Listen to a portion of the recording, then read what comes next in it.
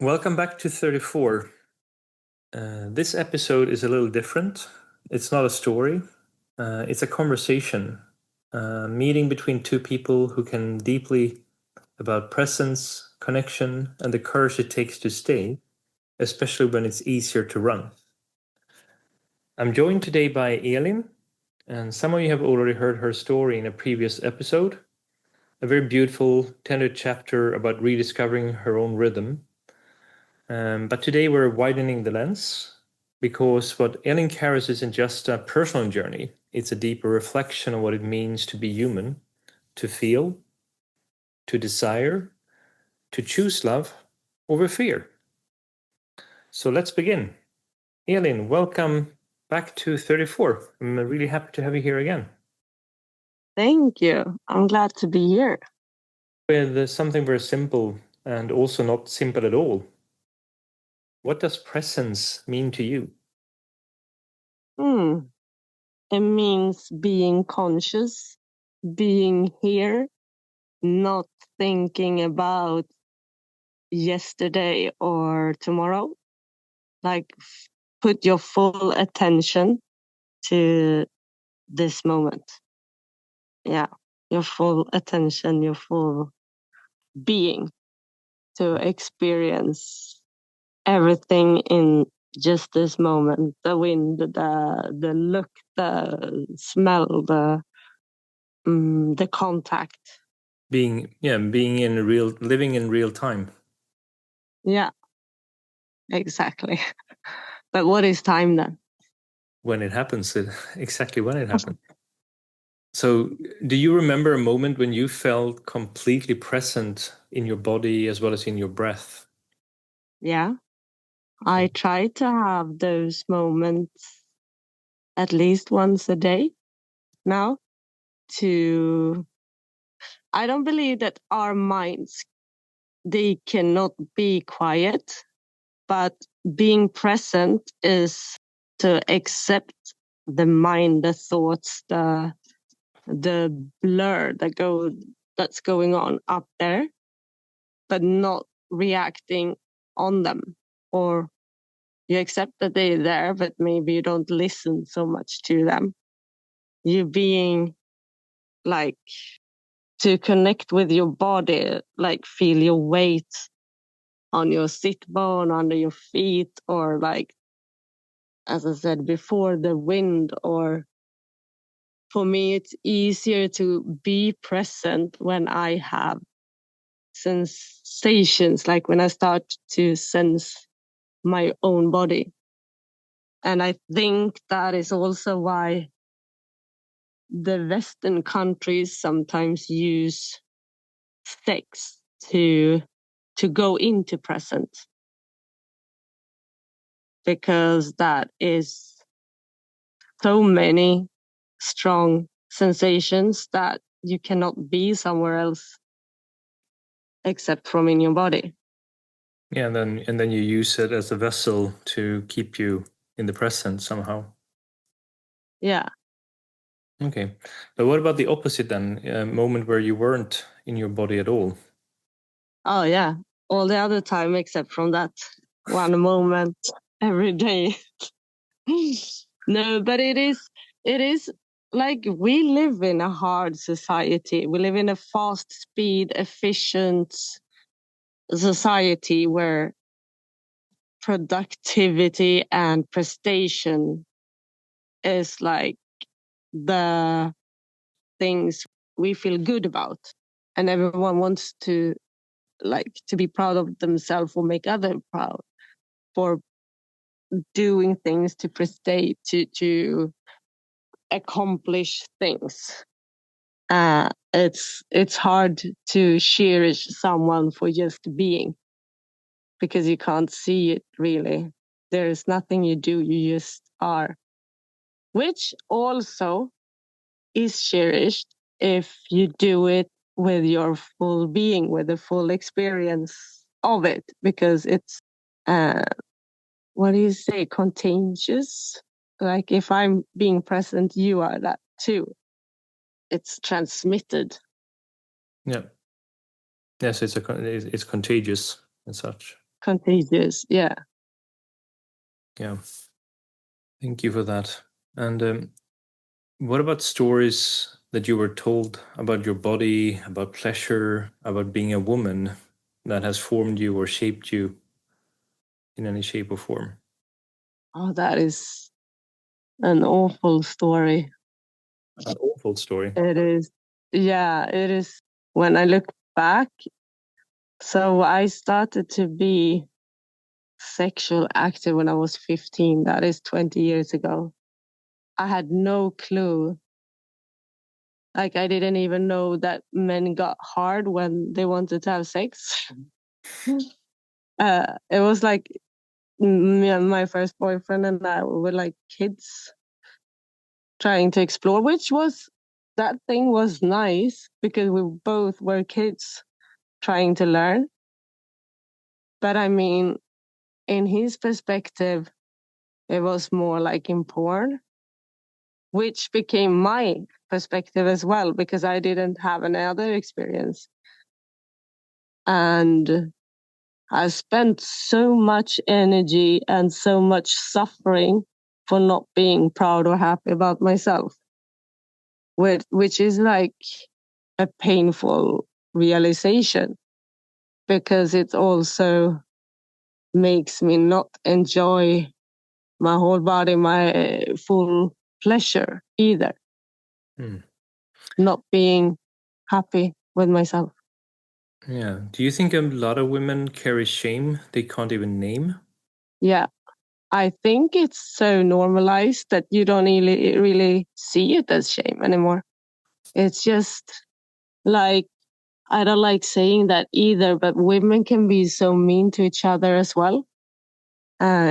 Sometimes, like they judge them, they compare themselves with others and trying to be like someone else. And it's so nice to not give a fuck about that anymore.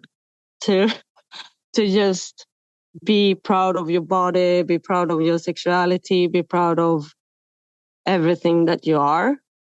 And that is also the most attractive thing you can be, I think, because insecurity or shame and stuff, it's also visible for others. And it becomes like a bad circle.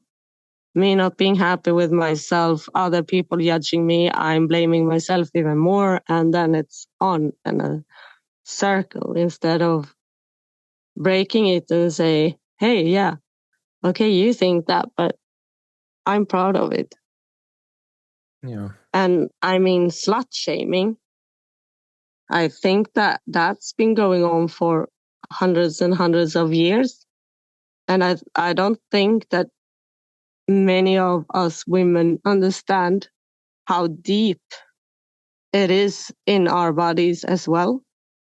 Like, I'm talking like I'm liberated or free from all of them. But I mean, I still have slut shaming within me. It's almost inherited from generation to generation in that sense. Yeah. So how, I mean, knowing that you still have it within you in one way, but how did you begin to sort of release this and to trust your body again and be more in the present with your body? I am a curious person in my nature. And I believe that if I fear something, it has a meaning. I have not realized how lucky I am seeing it from that perspective. But I have needed a lot of help to come there. I have had teachers, mentors, like people in my surrounding helping me to release it too, and be in environments that help you to release. It is like with meditation, to just scan your body, to feel your own sensations, to experience your body, not just understand that this is a body, you have to experience it. And your mind gets sharper and sharper the more you meditate. I was meditating maybe 7 years before I interacted with, for me, that was my personal space. And then one day I felt ready to interact with other people and invite them to that space, which felt very intimate for me. And that took me to other levels that I didn't know I could reach. So I think we need each other to be the best version or your full potential within, because you cannot reach all corners of yourself by yourself. Yeah, that's a very good way to put it. So in one way, do you believe healing can happen through relationship or not just on our own? I think that you should start healing, or not start healing. I think you should have some, what do you call it? Some insight. Yeah, some insights to yourself. Insikt. You need Some insight to yourself. Like, you need to understand why you behave like you behave, or see your own patterns, and not like all of them and super deep, but you need to have the courage to meet yourself. You have to be brave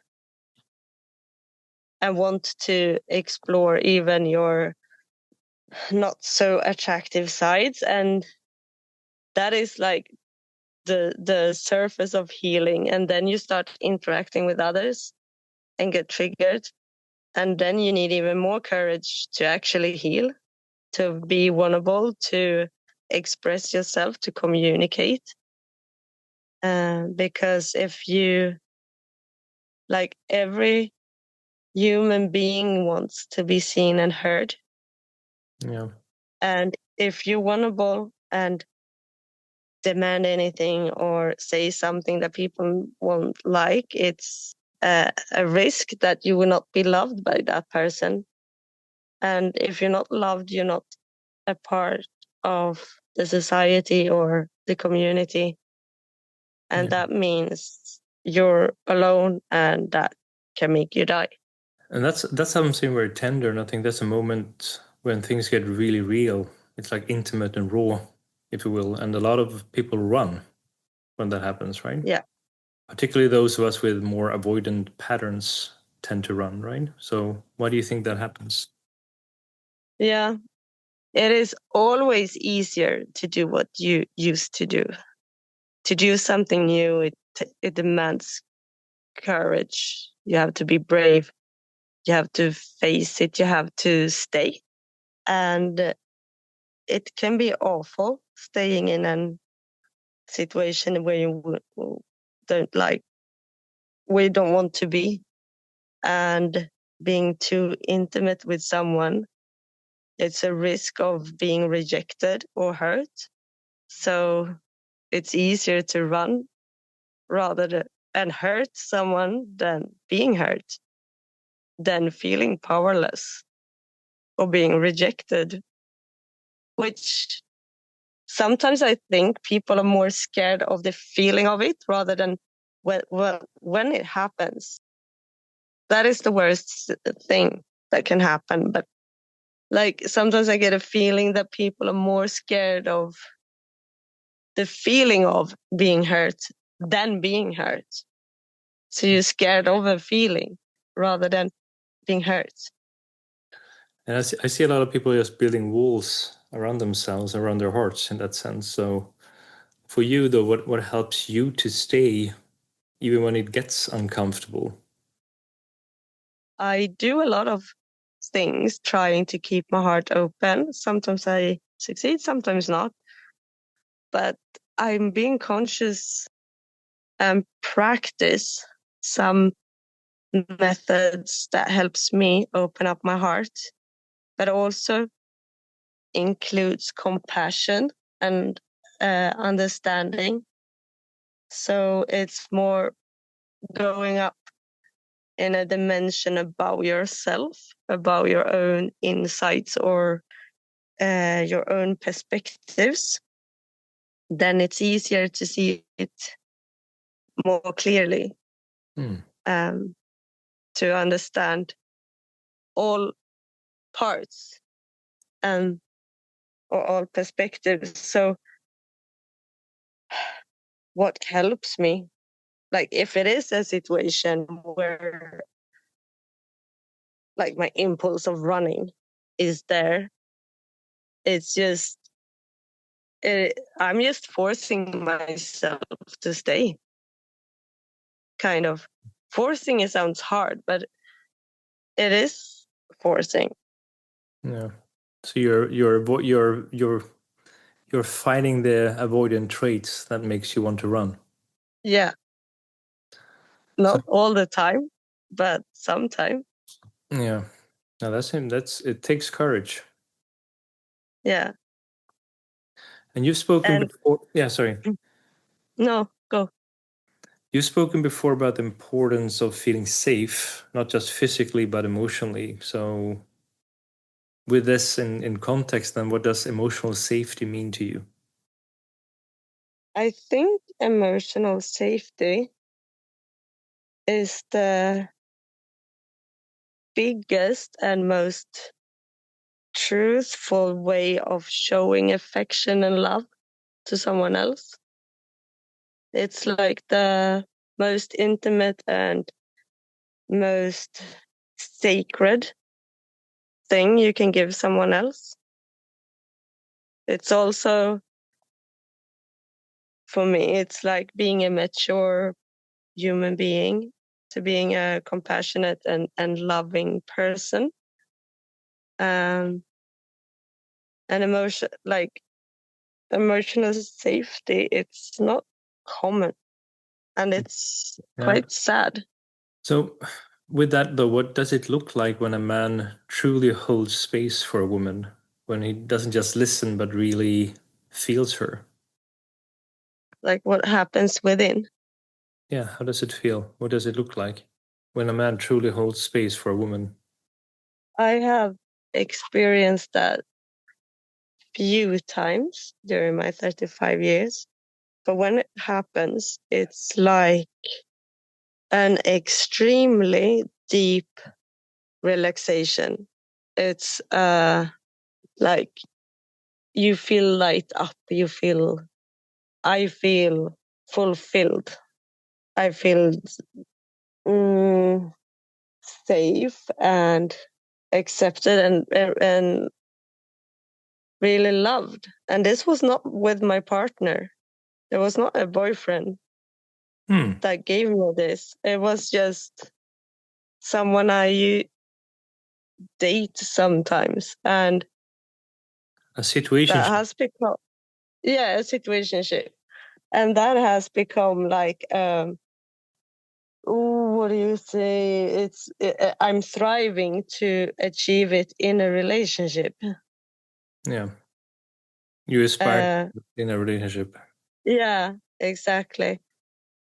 And I don't know. I feel safe, emotional safety around my best friends and stuff. But it's hard. I don't really understand why it's so hard if you have a sexual or romantic relationship with someone.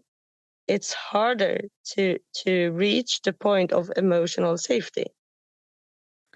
Do you think there's a correlation between if you're acting from a place of real love or if you're acting from a place of fear when you're in a romantic relationship? I think if you are in a romantic relationship, there with the term of romantic relationship, it comes more expectations. It comes more values, and that makes you vulnerable. Yeah, and it makes you. I would. Do you think there's a risk to get hurt? Exactly. And Yeah. you kind of want to be your best version all the time around someone you love.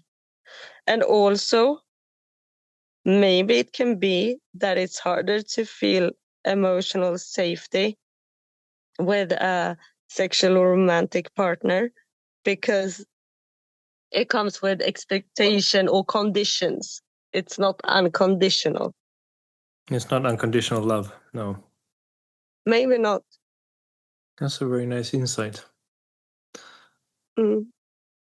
So another thing that I see with a lot of women, and also then how men are failing in achieving this, is sort of, it seems to be quite hard for a lot of women to ask for what they really need, or at least also for the man to then understand what the woman actually wants or needs. Why do you think that is? Yeah, that is tricky. Like in general, what a man wants is to really serve his woman, to be there to satisfy her, to make her enjoy herself or the moment or him or the togetherness.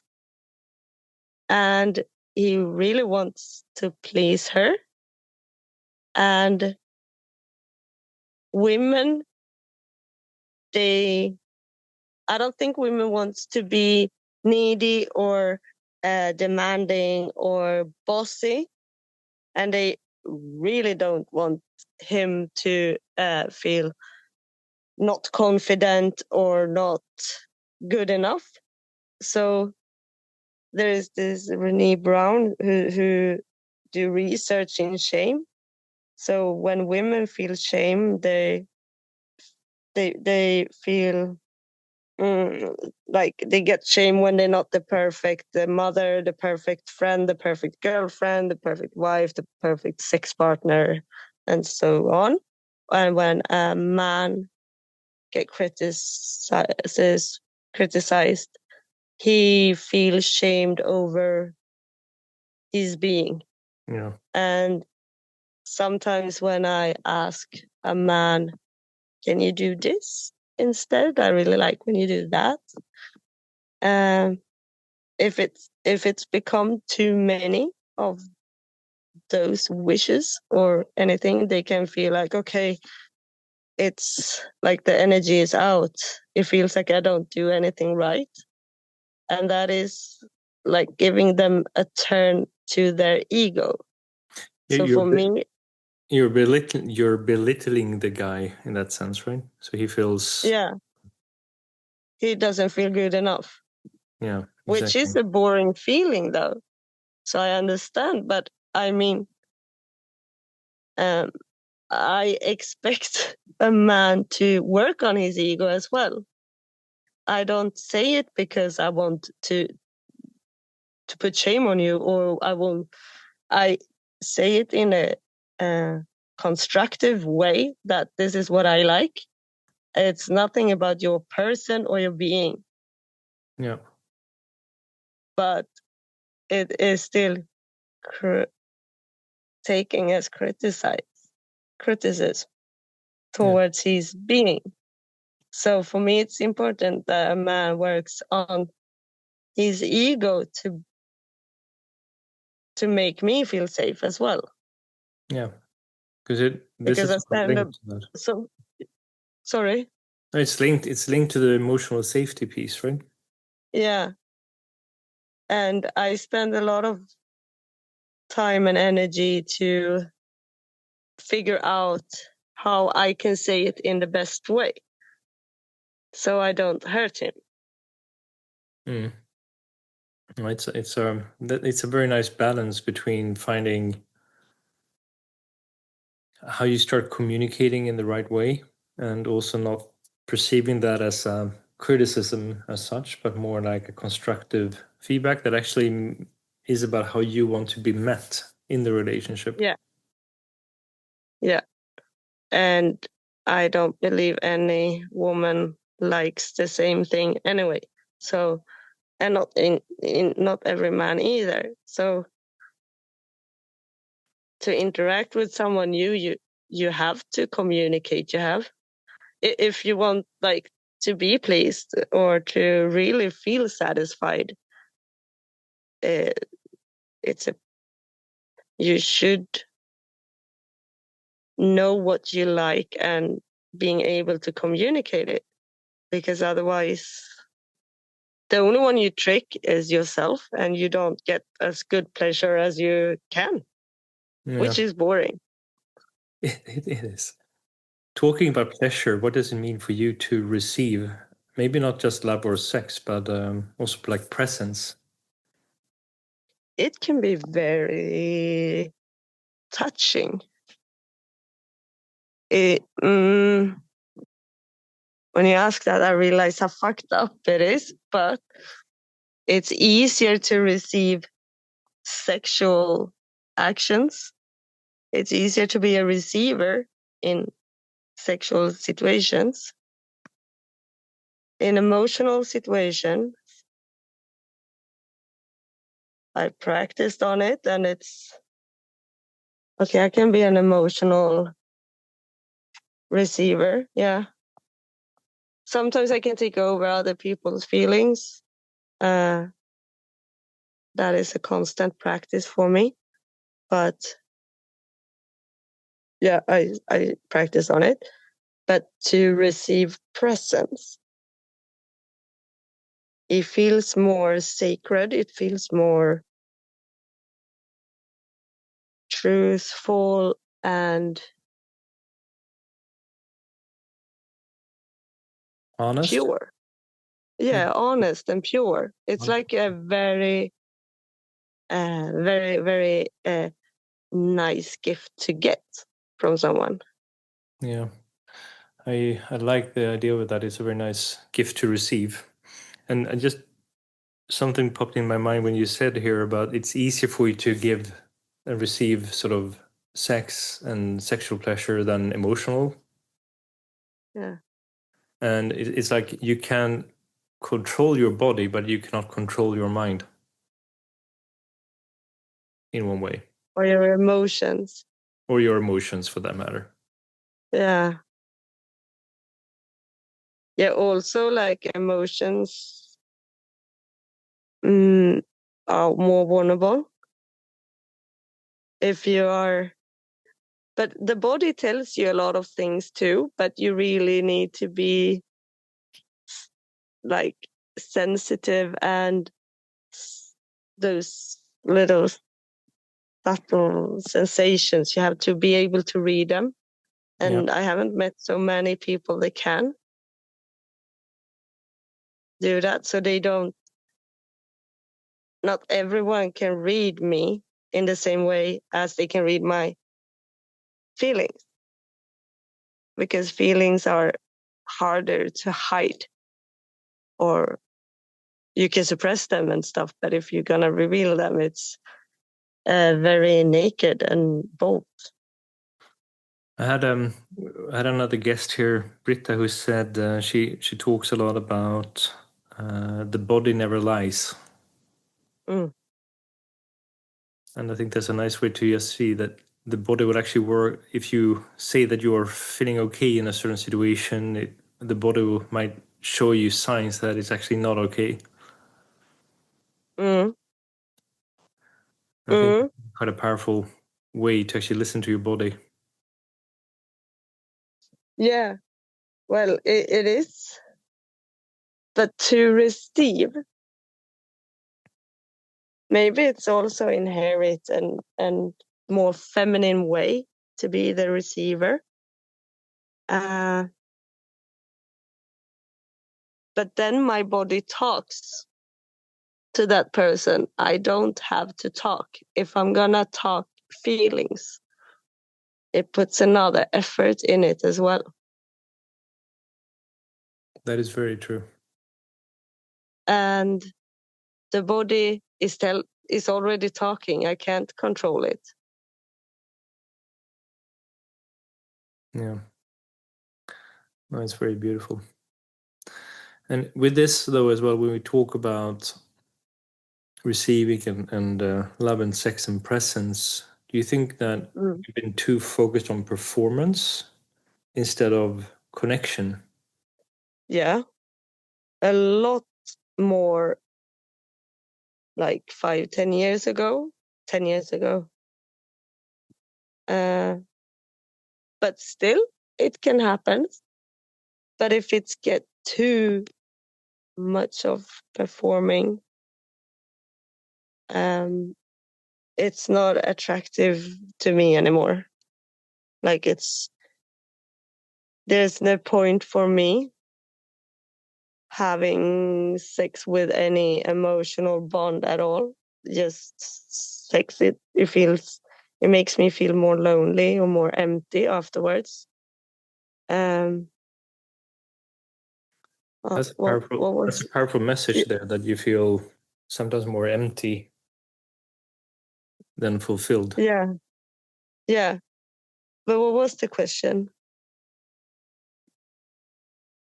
Well, do you think that we've been too focused on performance instead of function? Yeah. It can be, but it's so nice to know that performing sex is never ever as good as it is when there are emotional sex. So I have had so much more satisfying sex or situations with emotions rather than performing or tricky positions and stuff. Because then you also have more trust, I guess, in the relationship as well. Yeah, and I have more trust in myself.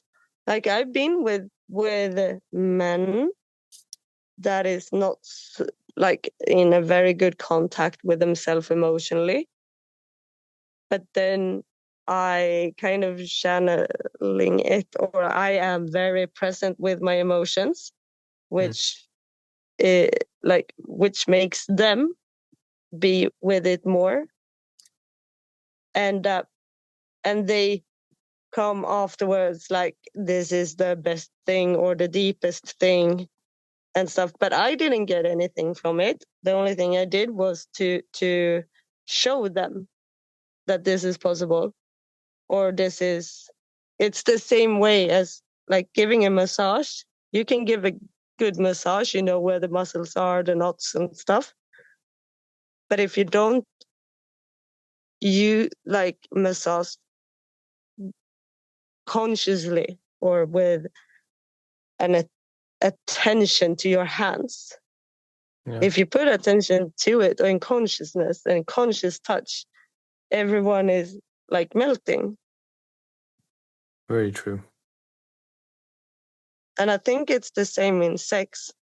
If you come into a sexual situation and not being conscious, not being there, not putting your attention to it, it becomes empty. And if you start to trying to perform or impress or being perfect, you're far out from yourself.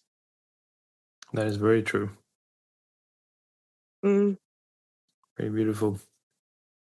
So, Elin, I want to thank you for your heart, your truth, and your presence.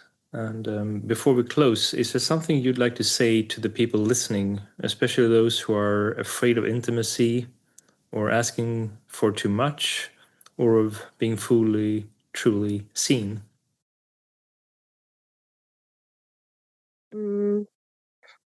I would encourage you to be brave enough and try something that you haven't tried before, because you will really, really be surprised by what you get from showing that part of yourself.